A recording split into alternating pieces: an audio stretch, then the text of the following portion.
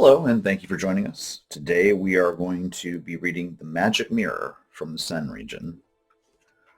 A long, long while ago, before ever the white man came to be seen in Senna, there lived a man called Gopani Kufa. One day, as he was out hunting, he came upon a strange sight. An enormous python had caught an antelope and coiled itself around it. The antelope, striking out in despair with its horns, had pinned the python's neck to a tree, and so deeply had its horns sunk in the soft wood that neither creature could get away. "Help!" cried the antelope, "for I was doing no harm, yet I have been caught, and I would have been eaten, had I not defended myself. Help me," said the python, "for I am Insanto, king of all the reptiles, and I will reward you well." Gopani Kufa considered for a moment, then stabbing the antelope with his assegai, he set the python free. "I thank you," said the python. "Come back here with the new moon when I shall have eaten the antelope, and I will reward you as promised." "Yes," said the dying antelope, "he will reward you, and lo, your reward shall be your own undoing." Gopani Kufa went back to his kraal, and with the new moon he returned again to the spot where he had saved the python. Insato was lying upon the ground, still sleepy from the effects of his huge meal, and when he saw the man he thanked him again and said, "Come with me now to Pita, which is my own country, and I will give you what you will of all of my possessions." Kwani Kufa was at first afraid, thinking of what the antelope had said, but finally he consented and followed Insato into the forest. For several days they traveled, and at last they came to a hole leading deep into the earth. It was not very wide, but large enough to admit a man. "Hold on to my tail," said Insato, "and I will go down first, drawing you after me." The man did so, and Insato entered the hole. Down, down, down they went for days, all the while getting deeper and deeper into the earth, until at last the darkness ended, and they dropped into a beautiful country. Around them grew green grass, on which browsed herds of cattle and sheep and goats. In the distance, Gopani Kufa saw a great collection of houses, all square, built of stone and very tall, and their roofs were shining with gold and burnished iron. Gopani Kufa turned to Insato, but found in the place of the python a man, strong and handsome, with a great snake skin wrapped around him for covering, and on his arms and neck were rings of pure gold. The man smiled. "I am Insato," he said, "but in my own country I take a man's shape, even as you see me, for this is Pita, the land over which I am king." He then took Gopani Kufa by the hand and led him towards the town. On the way they passed rivers in which men and women were bathing and fishing and boating, and farther on they came to gardens covered with heavy crops of rice and maize, and other grains which Gopani Kufa did not even know the name of. And as they passed, the people who were singing at their work in the fields abandoned their labors and saluted Insato with delight, bringing also palm wine and green coconuts for refreshment, as to one returned from a long journey. "These are my children," said Insato, waving his hand towards all the people. Gopani Kufa was much astonished at all that he saw, but he said nothing. Presently they came to the town. Everything here, too, was beautiful, and everything that a man might desire he could obtain. Even the grains of dust in the street were of gold and silver. Insato conducted Gopani Kufa to the palace, and showing him his rooms and the maidens who would wait on him, told him that they would have a great feast that night, and on the morrow he might name his choice of the riches of Pitha, and it should be given him. Then he went away. Now Gopani Kufa had a wasp named Zengimizi. Zengimizi was not an ordinary wasp, for the spirit of the father of Gopani Kufa had entered it, so that it was exceedingly wise. In times of doubt, Gopani Kufa always consulted the wasp as to what had better be done. So on this occasion he took out the little rush basket in which he carried it, saying, "Zengimizi, what gift shall I ask of Insato tomorrow, when he would know the reward he shall bestow on me for saving his life?" Bzzz, Zengimizi, "Ask him for Sipao, the mirror," and it flew back into its basket.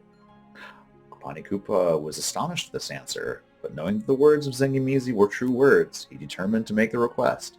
So that night they feasted, and on the morrow Insato came to Gopani Kufa, and giving him a joyful greeting, he said, "Now, O my friend, name your choice amongst my possessions, and you shall have it." "O king," answered Gopani Kufa, "out of all of your possessions I will have the mirror, Sipao." The king startled. "Oh, friend, Gopani Kufa," he said, "ask anything but that. I did not think that you would request that which is most precious to me." "Let me think it over again then, O king," said Gopani Kufa, "and tomorrow I will let you know if I change my mind." The king was still much troubled, fearing the loss of Sipao, for the mirror had magic powers, so that he who owned it had but to ask, and his wish would be fulfilled. To it Insato owed all that he possessed. As soon as the king left him, Gopani Kufa again took Zengimizi out of his basket. "Zengimizi," he said, "the king seems loath to grant my request for the mirror. Is there not some other thing of equal value for which I might ask?" The wasp answered, "There is nothing in the world, O Gopani Kufa, which is of more value as this mirror, for it is a wishing mirror, and accomplishes the desires of him who owns it. If the king hesitates, go to him the next day and the day after, and in the end he will bestow the mirror upon you, for you saved his life." And it was even so. For 3 days Gopani Kufa returned the same answer to the king, and at last, with tears in his eyes, Insato gave him the mirror, which was of polished iron, saying, "Take Sipao then, O Gopani Kufa, and may thy wishes come true. Go back now to thine own country. Sipao will show you the way." Gopani Kufa was greatly rejoiced, and taking a farewell of the king, he said to the mirror, "Sipao, Sipao, I wish to be back upon the earth again." Instantly he found himself standing upon the upper earth, but not knowing the spot, he said again to the mirror, "Sipao, Sipao, I want the path to my own kraal," and behold, right before him lay the path. When he arrived home, he found his wife and daughter mourning for him, for they thought he had been eaten by lions. But he comforted them, saying that while following a wounded antelope, he had missed his way and had wandered for a long time before he found the path again. That night he asked Zengimizi, in whom sat the spirit of his father, what he had better ask Sipao for. "Bzzz," said the wasp, "would you not like to be as great a chief as Insato?" "Sipao, Sipao, I want a town as great as that of Insato, the king of Pitha, and I wish to be chief over it. Then all along the banks of the Zambesi River, which flowed nearby, sprang up streets and stone buildings, and their roofs shone with gold and burnished iron like those of Pitha. And in the streets men and women were walking, and young boys were driving out sheep and cattle to pasture, and from the river came shouts and laughter from the young men and maidens who had launched their canoes and were fishing. And when the people of the new town beheld Gopani Kufa, they rejoiced greatly and hailed him as their chief. Gopani Kufa was now as powerful as Insato, the king of the reptiles, had been, and he and his family moved into the palace that stood high above the other buildings, right in the middle of town. His wife was too astonished at all these wonders to ask any questions, but his daughter, Shisasa, kept begging him to tell her how he had suddenly become so great. So at last, he revealed the whole secret, and even entrusted Sipao the mirror to her care, saying, "It will be safer with you, my daughter, for you dwell apart, whereas men will come to consult me on affairs of state, and the mirror might be stolen." Then Shisasa took the magic mirror and hid it beneath her pillow. And after that, for many years, Gopani Kufa ruled his people both well and wisely, so that all men loved him, and never once did he need to ask Sipao to grant him a wish. Now it happened that after many years, when the hair of Gopani Kufa was turning gray with age, there came white men to that country.